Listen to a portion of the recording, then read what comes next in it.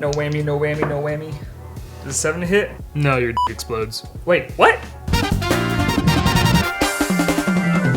Hi, my name's Anthony, and today on Playtest we're going to teach you everything you need to know about the combat system in Mörk Borg, including weapons, magic, and monsters. First off, let's set some ground rules. The combat system in Mörk Borg is a little more one-sided than you might be used to. You're going to be rolling for both your attack and your defense. For this system, the GM does not roll any dice, it's all up to you. Just like in skills, DR or difficulty rating is set to 12, so you need to make sure you get a 12 or above to pretty much do anything in this game. Strength is used for weapon, presence is used for ranged and powers, and agility is used for your defense. First off, let's talk initiative. Anybody can roll for the initiative. 1 through 3, the enemies go first, 4, 5, and 6, and the player characters go first. If you want to, you can go individually. It'll just be your agility plus a d6, and then that'll kind of determine more of a specific order or within the player character's initiative turn. As I said before, difficulty ratings is always going to be 12 unless there's any modifiers that the GM wants to impose, but most of the time it's always going to be a 12. So for that instance, whenever you roll for combat, you're going to roll a d20, add for whether you're doing your melee, ranged, or powers, and then see if you get a 12 or above. Let's say I have a +2 strength and I'm hitting somebody with a bone.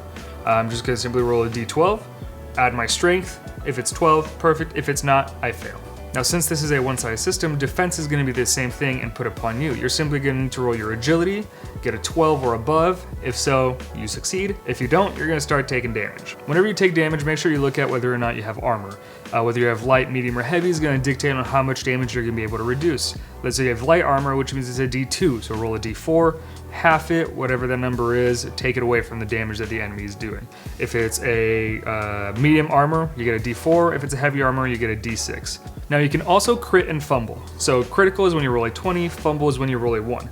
What happens when you roll a critical? When you roll a critical when you're attacking, enemy's going to take double damage and their armor is going to be reduced by 1 tier. So if it was a heavy armor, then it's going to be reduced to a medium armor. Now if you roll a crit when you're defending, then you'll be able to get a free attack on the opponent. However, when you're attacking and you fumble, then your weapon is either going to be broken or lost. And if you roll a 1 on a dodge, then you're going to take double damage and then your armor is going to go down 1 tier. If your armor goes from a 1 to a 0, so if you have light armor and it goes down to 1 tier, your armor is broken.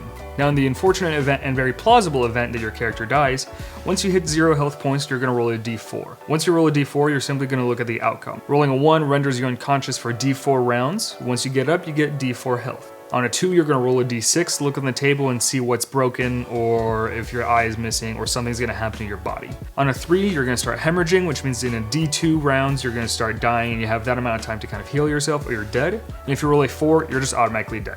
Boom, done. Now melee is straightforward as well as ranged weapons. You're simply going to either roll your strength or your presence and then you're just going to add damage like that. But what about powers? So powers is the magic system in this world and it also uses a difficulty rating of 12. For a list of powers, you can simply go to page 35 in your core book. The way powers work, however, is a little bit different. At the beginning of the day, you're going to roll your presence plus a d4, and that's how many powers you can use within that day. You are then going to choose the powers that you want to have with you, and whenever you want to use a power, simply roll a d20, add your presence, get a 12 or above. If you fail, however, then you're going to be rendered dizzy, you're going to lose a d2 health, and all your powers will automatically fail. If you happen to cast one during that time, things happen in the worst possible way imaginable. Whenever you crit or fail using your powers, then the GM can decide whatever they want happens. If the GM wants to, they can roll on the table on page 44 of the core book to see what happens if you crit or fumble on a spell. Last thing to know on combat is morale. Morale is an enemy trait that you just need to be aware of. Enemies some of the time will not fight to the last drop. They may just run or they may just surrender. The way to figure that out is by doing a morale roll. So if you happen to fight a group and you kill the leader, or if you're on a single enemy, you reduce their health to 1/3, then you roll 2d6. If the number you roll exceeds their morale, then you get to roll a d6. They either flee or they surrender. However, if you roll below their morale, then nothing happens and the fight continues. So combat is relatively straightforward. You're going to roll to do damage and you're going to roll to dodge. Simple as that. But what about creating a monster? What does that look like? For that, let's go ahead and look at Feretory. Feretory is something I would definitely pick up. Feretory adds a lot of content and world building to your Mörk Borg game, including how to create monsters using a table. On the very first page, as you can see, is the monster approaches. Rolling on this table is insanely easy. You're just simply going to roll 3 d12s. So let's see, for our first one, we get a 1, so dragging one limb. On our second one, we get a 12, long wispy hair. And our third one is an 8, so So spasmodically skittering close. So that gives us a somewhat pretty good idea of what this creature looks like. Now in terms of stats, you're simply going to use what you just rolled. So for its morale, you're going to use the greatest result, which was its 12. So its morale is 12. So that it has really high morale, so most likely this creature will not give up. Now for the lowest result, it's its damage. For this, we rolled a 1, so its damage is going to be D4. And whichever table had the highest number is going to be its armor. So for us, it was table B. So it's going to have negative D2 armor. So it's only going to have light armor, so that's pretty cool. So for its HP, we're simply going to be rolling its damage and then doubling it. So we're going to take a D4, 1, so it has 2 health. It's a pretty weak creature, but let's go ahead and give it some more gumption. To do that, we're just going to look at the next table, and more than anything, it wants to roll a D20. So, 20. Specifically and permanently traumatize one survivor into total insanity. That's what it wants. It just wants to drive somebody insane. That's what it does. So possibly the GM can play this creature as it sneaks in, drives somebody insane, sneaks out, and if anybody catches it, you know, it'll kill it pretty quickly. But this table went ahead and gave it some purpose. Next up, we're just gonna give it a terrible trait. We're just gonna roll into the 20 table. 6, loves choking its victim and observing their slow death. Minus D4 HP per round, test agility DR 10, strength 14 to escape it. So this is gonna give it like a special attack.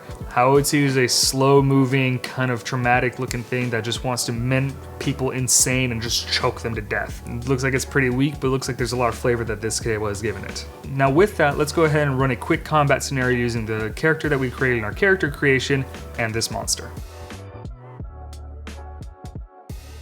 Alright, so let's go ahead and test out this monster. Thank you for joining me one more time. I'm sure you're going to do fantastic.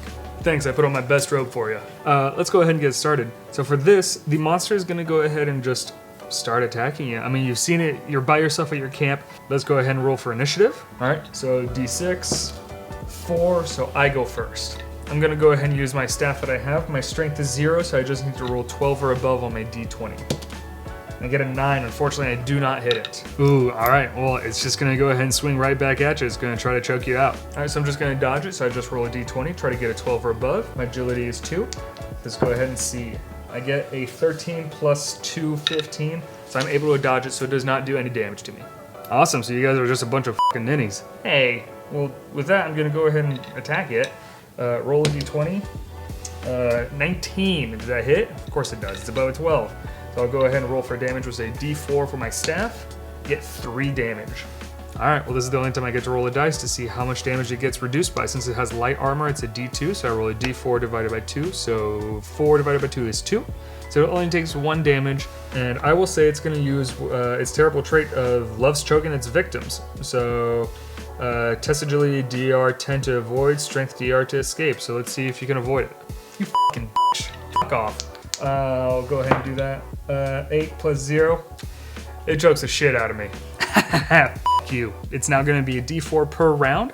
So D4 damage. 4 damage to you. 4 damage you say, huh? Well, with my armor of 2, I'm fucking dead. Alright, and that's all there is for combat. It's super simple, mostly one-sided. Roll to do damage, roll to avoid damage, and then see how much damage you reduce. So pretty much you just roll 3 things and that's it. Hopefully you learned something and you can see that it's not too complicated of a system. It's super quick, combat does not last very long. Alright, so be careful out there, enjoy the horror, and I'll see you next time.